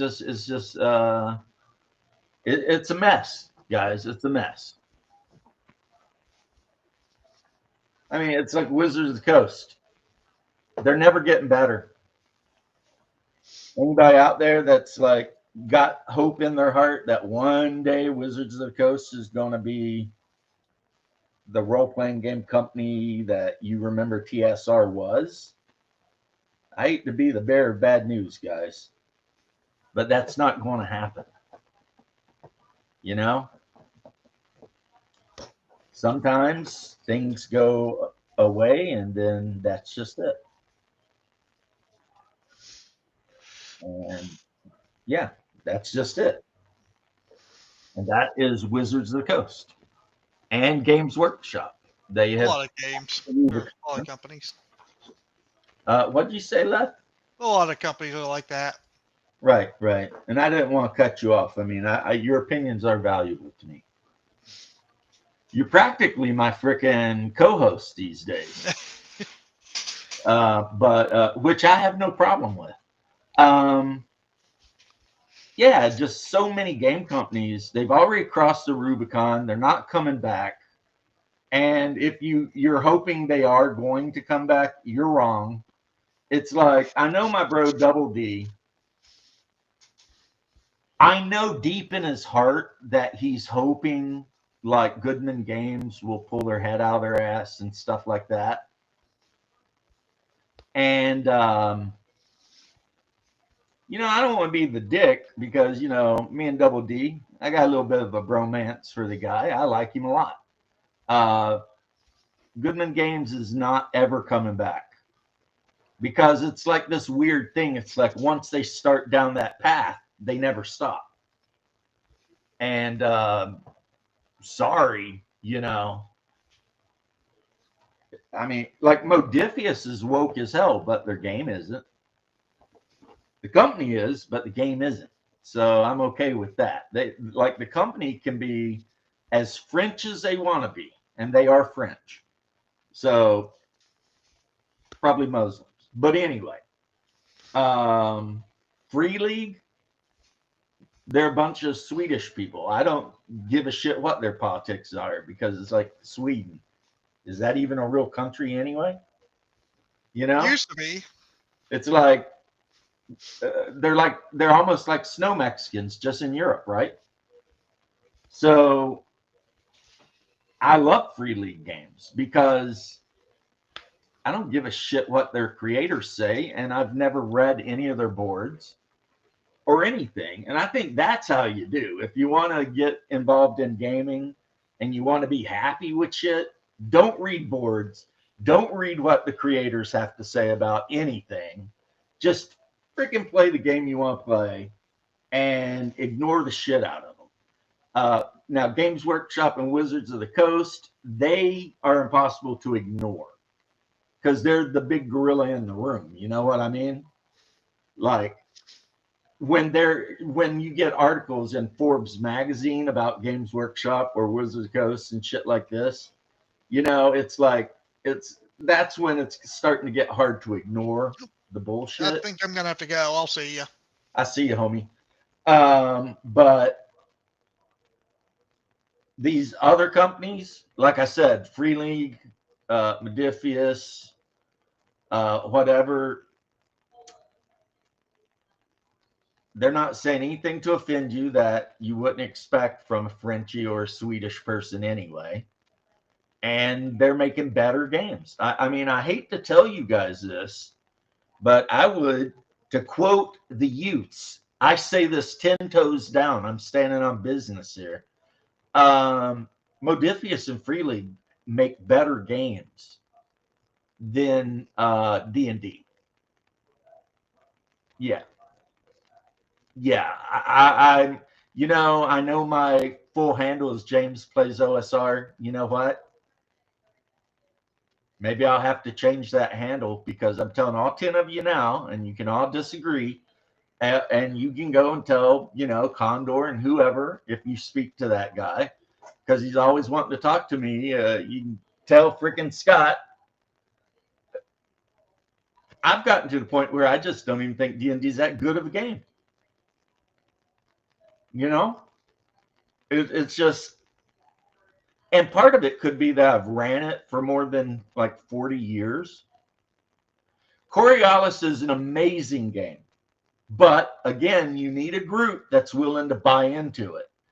And Coriolis can be a space opera, darting from one world to the next, doing crazy shit, Cowboy Bebop style game, or it can be a freaking Geiger-esque Aliens style game. Both of those are in there.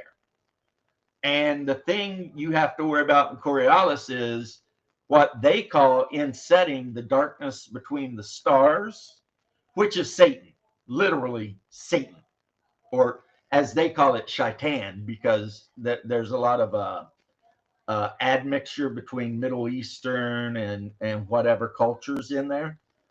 So like how in the original Serenity, some people would get to the edge of space and look out into the black and then they go crazy. The original Firefly. Well, that is a thing in this game, in Coriolis. Some people get out into space, and if they're not careful, they can become possessed by a jinn. Let's be honest, jinn is just demon, right? Maybe there's a little bit more of a whatever with the jinn, but ultimately they're demonic entities in this game, at least. And they call them jinn. And then you can run into all kinds of crazy shit, you know, like they call them hollowed out people or whatever. They're freaking humans that have been possessed by jinn. And believe me, they do not mean you well. And you've got all these different worlds and different religions. There's one world that's hardcore Christian, and they like have shut down travel to their world. They're just like, F all of you. So if you want to do some smuggling into that world, you know, and then there's like the 12 icons. One of them is Christ, kinda. And one of them is God, not kinda. And another thing about Coriolis is every ship has a shrine in it with the 12 holy icons. One of them is Saint Christopher, the icon of the traveler. But it's far, far future, so religion has changed drastically. Like the icon for God is just an empty whatever, because they in Coriolis, they're like, you cannot depict God, right? But then you've got the icon of salvation and whatever, and sometimes they depict it as a female, but on this one particular world, they depict it as, you know, like my icon back there. So really cool, you know, and it's very humanocentric. There's been a lot of wars in the Third Horizon, so space is littered with freaking wrecks and shit like that. And some of the planets have like bioengineered monsters that were created during a war, one war or another, and let loose. And, you know, like the movie Screamers, they didn't just all die out. They just kept doing their thing. And if you land on those worlds, well, you might have to deal with some shit, you know? See, you got me fired up because I love Coriolis, Daryl. Love it. I have every single thing for it. I love it. My players not so invested in it. You know what I mean? But like I said, my players hate sci-fi games, which is why I say Dune is not a sci-fi game. And some people will be like, well, of course it's a sci-fi game. The book is a sci-fi book, right? There's lasers in it. There's shields in it. And I'm like, yeah, but there's also, you know, plotting, poisoning, people stabbing each other in the back with daggers, you know. So in my opinion, the Dune role-playing game, like I said earlier, and I've said a million times, and I do have a habit of repeating myself, is a much more of a political game. You know, like I said, the question I asked you guys to answer, maybe I should make a poll. Should one of the player characters at my table, who is a Bene Gesserit, be ordered by her mother superior to get pregnant by Fade? Now, in the book, Margot Finring did that. But my game doesn't follow the book. It's in the alternate universe of Dune Awakening. So that's a question, you know, and a few of you have said a few things, but, you know, and some people might be like, that's messed up. Like, you're going to make a player character get pregnant? I mean, what about player character, you know, the player being able to control their character? Well, guess what? You're Bene Gesserit's sister. You don't control your character. You're part of the sisterhood. You do what they tell you to do. Or you can tell them to F off and do your own thing, but then, you know, they won't, you'll never be promoted up in the ranks or anything. So that'll be the end of that. You know what I mean? So everybody knew when they sat down at the table, we were playing Dune. And they should have known what that entailed. And what that entails is, yes, if the Bene Gesserit Sisterhood tells you to go to a planet, if you are a Bene Gesserit adept and a Mother Superior tells you to go to any random planet in the universe, meet some random dude and get knocked up, guess what you do? If you answered, go to that planet and get knocked up and make sure the kid is the sex that the Mother Superior told you to make it, you're correct. You get a gold star. See, that just that right there. I know there's probably a lot of players, they hear that right there and they're just like, well, F that. You know what I mean? But I'm sorry, that's the setting. That's just how it is. So the thing is, and again, now we're down to 9 people who are supposedly watching. Assuming half of them are driving or doing something where they're listening to me, but they're not actually, you know, able to interact. That means at least 4 of you should be able to have an opinion on whether she should have to bear a child by Feyd-Rautha, and what sex should that child be, boy or girl? Boy or girl? I mean, I'm gonna ultimately, if you guys say what I'm asking here, enough of you have opinions on it, you will be affecting my game, right? But it's up to you guys to have opinions. And this is the place to have opinions, because I'm not going to cancel you if you say, no, don't do that, or yes, or whatever. I mean, it's not like I'm going to be like, I don't like your answer, I'm blocking. You know what I mean? So by all means. Now, if the answer ends up being yes, that could add all kinds of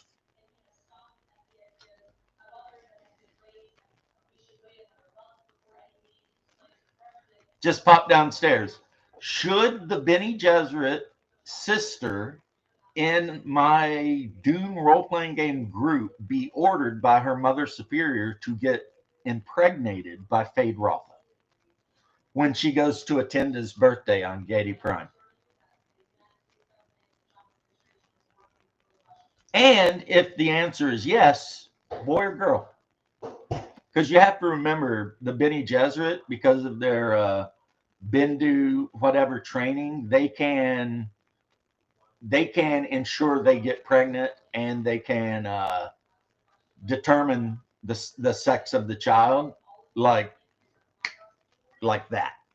They actually, because they control their body at such a cellular level, they can determine that. So that's the question. And if you don't like the question, tell me why you don't like the question. But I already did say the thing about, I know a lot of people will talk about players controlling their characters and stuff. But the answer to that is, this is Dune. Okay? This is not D&D. This is not any other game where, you know, you might be worried about the player having control of their character. This is Dune. And this is the way Dune works. If you want to be a member of the Bene Gesserit Sisterhood, well, there's a price you pay. And that is, if a mother superior tells you to go get pregnant by somebody, you do. And then a lot of times when you give birth to the child, the Bene Gesserit Sisterhood takes it away.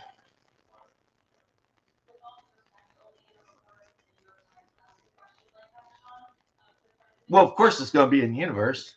I don't even understand that answer, actually, historical doppelganger. And I'm going to go ahead and assume it's because I'm stupid. Because, you know, I don't think you are. But if it happened in universe, I mean, of course it's going to happen in universe. I mean, what? I'm going to tell my wife to go to Hollywood and find the guy who played Feyd and get knocked up? That'd be crazy. She has a choice. She could tell the mother superior no.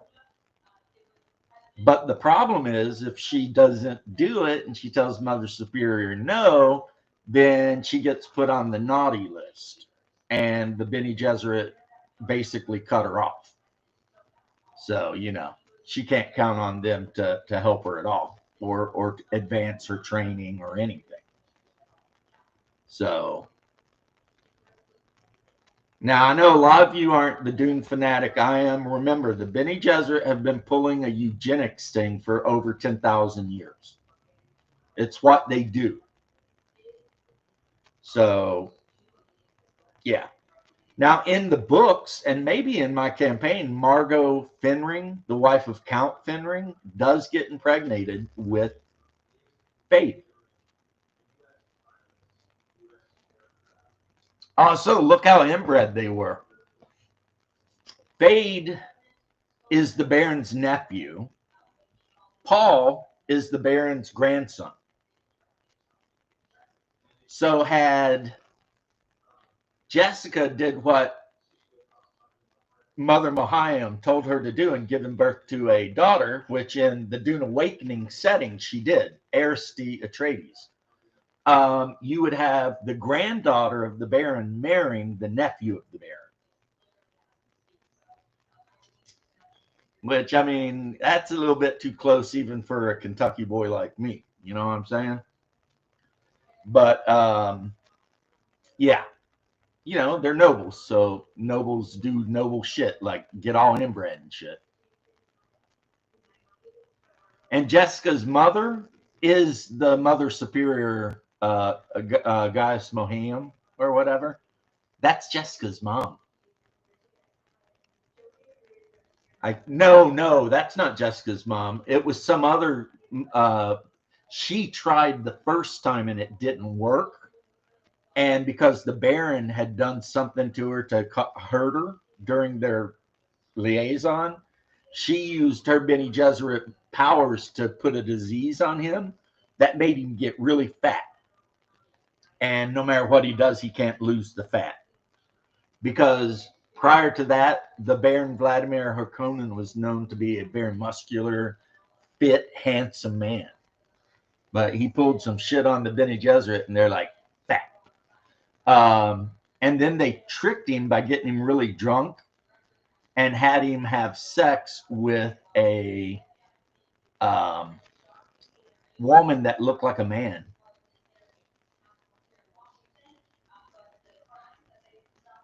Yeah. It would be negative consequences, but that's the whole point of every role-playing game is consequences. The players can do whatever they want to do, obviously.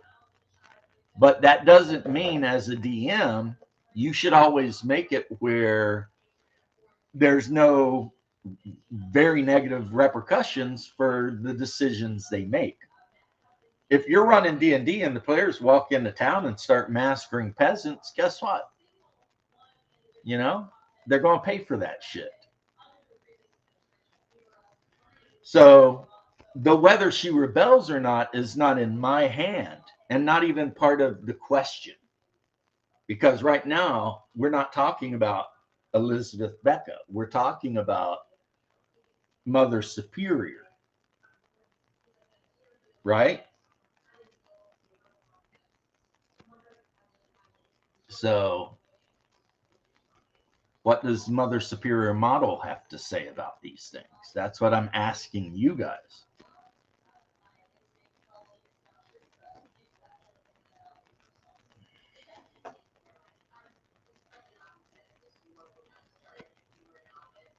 So, and I got the name for her from Fiddler on the Roof.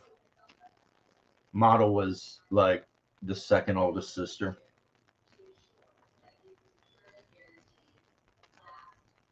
I guess I could have named her Mother Superior Havilah. You know, the little redheaded girl. Little bird, little Havilah, you always were such a pretty little thing. Yeah. But the fact that she rebels against the Bene Gesserit, if she does, that leads to even more story options. Yeah, man. It's okay. I mean, I'm not frustrated or upset about any of it. I mean, you know, if none of you guys answer, I'll just wing it and you guys will hear the next time I do an after action report what happened. I mean, she's already accepted her invitation to go to the birthday party. And she will be taking her cousin with her. Now, for all she knows, and I have not said anything to anyone, the whole reason her cousin, who is a master duelist and a suave debonair, good looking man has been sent to Arrakis with her is because her father, Howard Becca, who actually it would be uh, uh, not Baron. What's under Baron? Anyway, her father, Howard Becca, he wants her and her cousin to get married.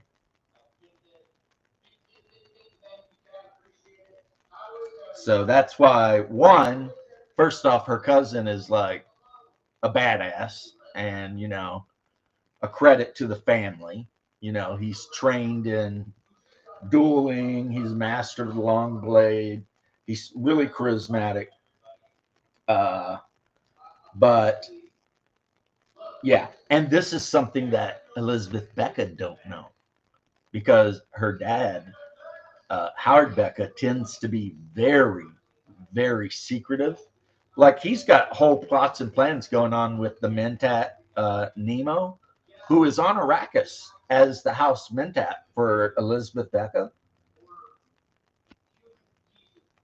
Lord Becca has shit going on with her personal Mentat she don't even know about. And he's been sworn to secrecy over.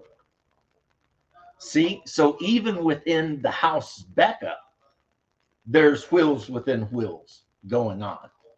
You see what I mean? So there you go. Like I said, it's not a sci-fi like you think it is. Because laser weapons, who cares? See, yeah, I knew that's what you were thinking of. And first off, I would never get into anything above super PG. I'm not going to describe anything. It would just be you spend the night with him. Do you choose to be pregnant or not? Because with her Bendu, whatever training, she could choose.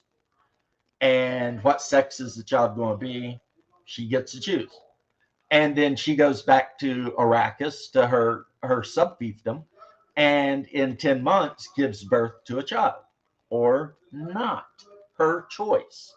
The thing is, historical doppelganger is this ain't D&D. And this ain't Wizard of Coast. And this ain't any bullshit where we got little charts where it says, I'm offended by this and that. This is Dune. She is a member of the Bene Gesserit. Things are expected of her. And she knew it when she joined. And what I'm talking about is so common within the Bene Gesserit. I mean, literally. It's super common. All it means is maybe the head mother superior on Catane might have decided that a blending of the Becca bloodline with the Harkonnen bloodline would make a child that might be then fit to be married to some other person, to do some other thing, because that the Bene Gesserit are a bunch of eugenicists. I mean, whether people love it or not, that's what they do. All they do is look for people who have the right genes that they like and then cross them. Because, of course, they're trying to create the perfect man, which you could argue they did with Paul, but you could also make the argument that it was Duncan 3,000 years later, Duncan, Idaho. But the thing I would tell all of you, which I'm going to end this in a minute anyway, is, yeah, take the players' feelings right out of this. Their feelings, they're going to either say yes or no. That's it. That's how much feelings they get. They're either going to do it or not. Otherwise, whatever, doesn't matter.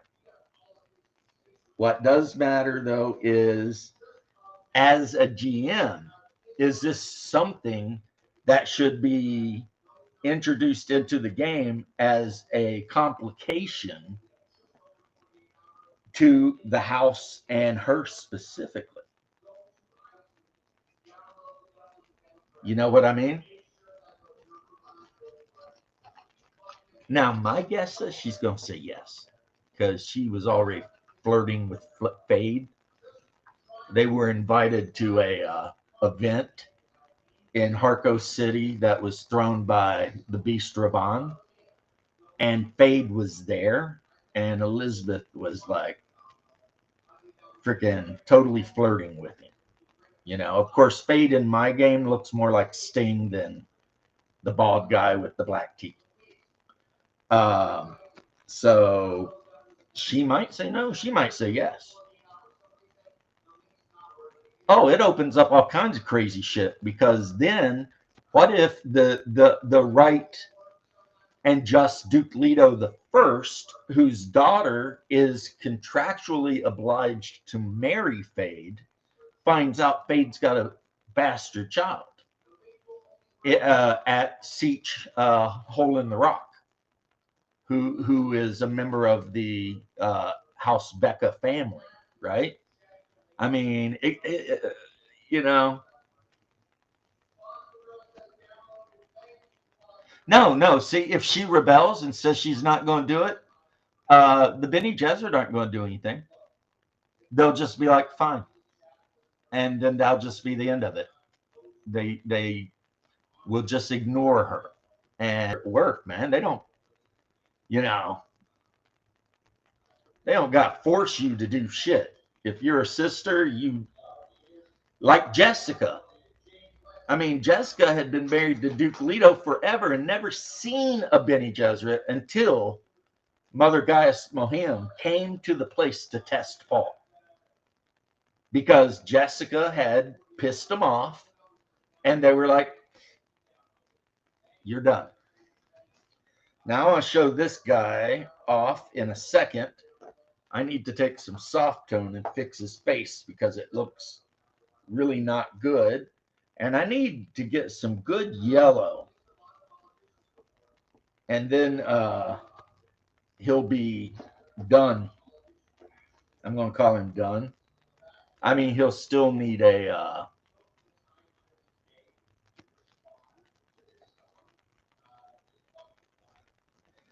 I mean, the thing is right or wrong, Lord Becca, who is back on their home world of Serpentis Secundus 7, which is an ice world where they spend most of their time manufacturing and hunting sills.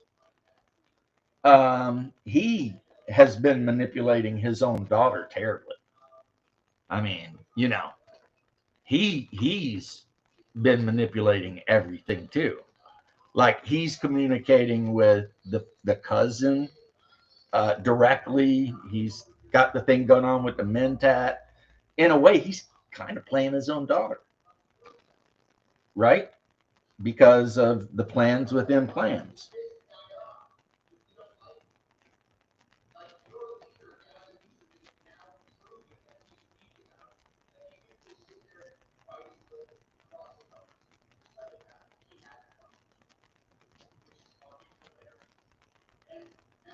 My wife is watching something where Tom McDonald's making fun of Gavin Newsom because Tom McDonald made a song making fun of California, and apparently it pissed Gavin Newsom off. So now it's all like, why did you respond, dumbass? I mean, you should be above that, you would think, but some people got soft egos, you know what I mean? Like I get talked shit about quite often. I mean, not as much as some people, but you know, I get my share. And I let it slide off my back like a turtle shell. You know what I mean? Because, you know, whatever. And yet, the mayor of one of the largest states in the union can't just keep his mouth shut because some, you know, rapper on YouTube said something about him. Not a good look, really, if you think about it. That is not a great look. It's like you need to be above that shit. You know what I mean?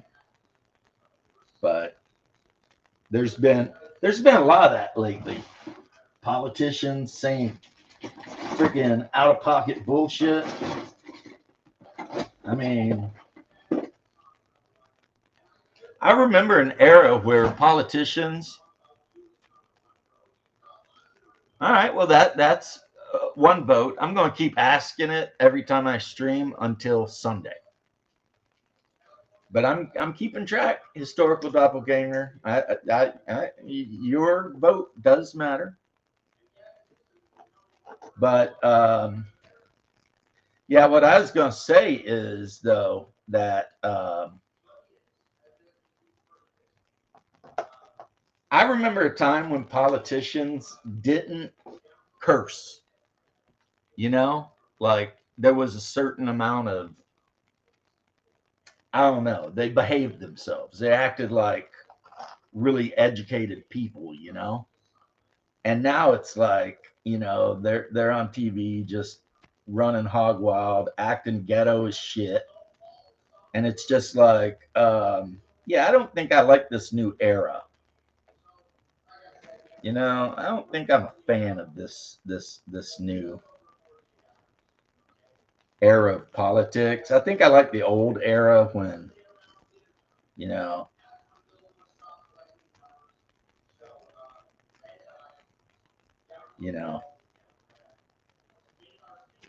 people didn't act so freaking ratchet. I mean, all right, now I can show him off, even though, I mean, there's that kind of thing on his face I'm not super happy with.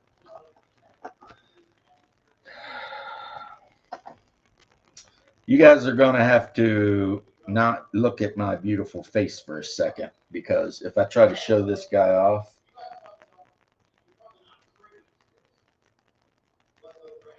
oh, I just noticed I forgot something. It's major. Yeah, it's like Idiocracy, man. And, you know, yes, I know that was satire and shit, but that's how I feel. You know, it's like,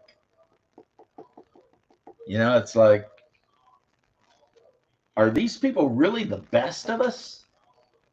I mean, you know, you listen to some of these people talk, which I try not to, but sometimes can't be helped. And I'm just asking myself, like, really? Like, there's a place in America where this person won all the votes? Who were they running against? Satan? Now he's fixed, and I can show him to you. And this is the last thing that's going to happen today. So, all of you watching, first off, you don't get to see me anymore. Oh, did I ever show you that? Yeah, that is my Samurai of Ryukyugen, signed by the Imperial Herald. I got that like 20 years ago. This right here is my fully painted and ready to go Ironborn army for Game of Thrones, the war game. And then the red guys up there, they are unpainted Casterly Rock or freaking Lannisters or some shit. This is the mountain right here. He is so big, he counts as a unit by himself. So then this is my shelf of miniatures. You can see I've got a waifu up there. I 3D printed her. I still need to do the eyes. Got a Huey, Sanguinius, Baba Yaga's house, and then just a bunch of random stuff, you know, dragon ogres and various other things. Hungar, the Starvarian right there. And then right here, you can see BMP 113, 113, 113, T-72, M60 tank, another Huey. And over here, right down here, let's see. Yeah, We've got a T72, a BRDM3, a BRDM3. Is that BRDM? Let me look at the back. Yeah, that's a BRDM. And then there's a Bradley down there and a, is this another B? No, this ain't a BRDM. No, this is the BRDM. This is a BRDM3. You'll notice there's no doors in the back for troops to get out of it, because these are usually only dropped with airborne Spetsnaz and stuff like that for support. So that means this, yeah, you see the little doors on the back, the hatches? This is a BMP3. And you can tell because it's got the 30 millimeter gun and then it's got the smaller gun beside it. So yeah, that's a BMP3. I have a lot of 28 mil, like modern war things. Like, look at this. Sounds like bombs going off or something. It's Alexa being a fruitcake. I'm having trouble connecting to the internet. It looks like an issue with the router and Echo device, so try restarting them. Unplug both of them, then plug the router back in. Alexa, wait 30 seconds. Off. Once the router is back on and connected to the internet, plug in the Echo device. So, this is my baby. This is not a tank. Anybody who tells you it's a tank is full of shit. It's an IFV. And this one happens to be a Bradley A2 infantry carrier. However, it could be a Bradley M3, which would make it a scout vehicle. The main difference being that the M2 infantry vehicle will have 6 guys in the back, and the M3 scout vehicle will only have a couple, like 2, I think. But we'll have a shit ton more tow missiles. What's up, Bear? Hey. Yeah, but this is my baby. I mean, not this particular miniature, just this particular vehicle. Alpha Company. That's what that mark is. I should do it later, but yeah, that's Alpha Company. And then you'd have like a number so that you know, like Alpha Company what? Because, you know, 1 is the lieutenant, and then 2, 3, you know, 4, and that would be the platoon. So Alpha Company, platoon number, vehicle number.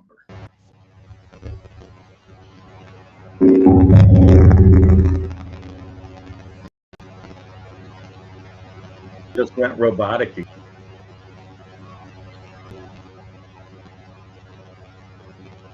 Start Scream, who was my favorite.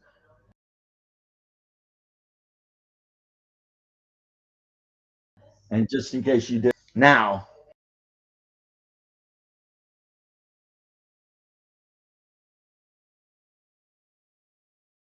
to show you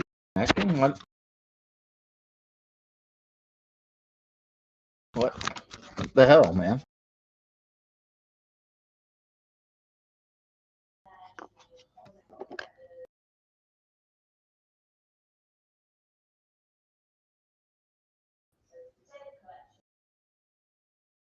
Okay, that was weird.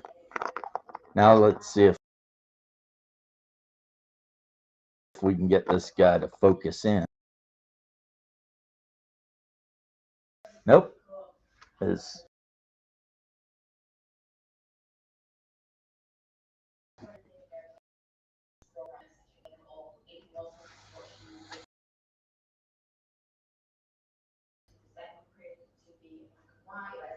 Okay, we're back again. Come on now, focus in. Focus. Focus. Focus. Why does this not want to focus? Find something. That won't work. This might work.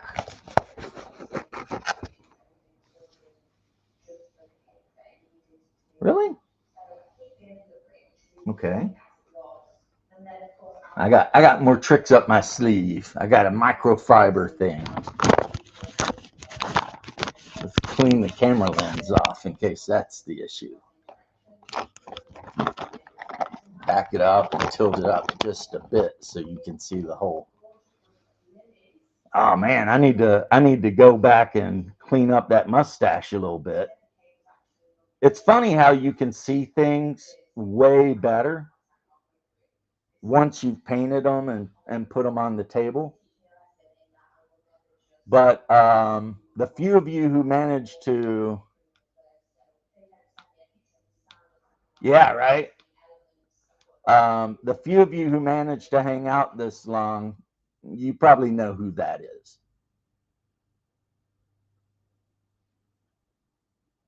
Right? He's got his red, white, and blue shoulder pads on this side. Back here, excuse my sucky free hand. You know, he's got his American star there, you know. And then he's got his belt with all of his extra ammo and his holster and everything, right? And then, of course,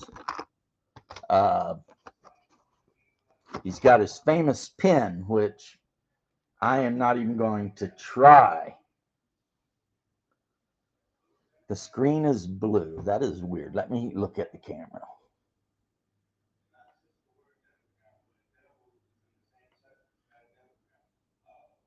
There's me. Why is the screen gone blue?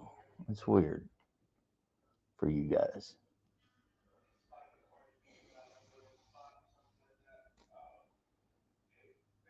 Can anybody see this?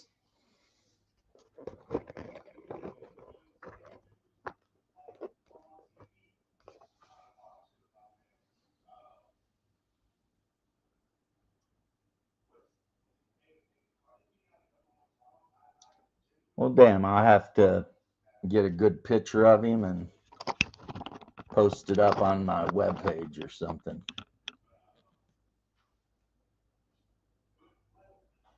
It's not really wanting to focus in on his face, though, which is honestly good because I can see where I'm going to have to go back and neaten some stuff up on that face. You know what I mean? Thin the mustache out a little bit.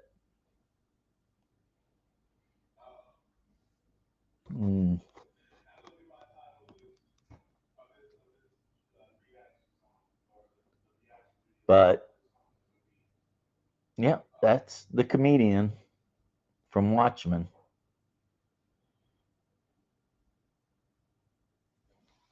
I'll have to work on his face. The next time you see him, he'll be a lot better. But since the stream is going nuts, that I'm going to take that as a sign from the heavens that it's time for me to go. So have a wonderful week, everybody, and I will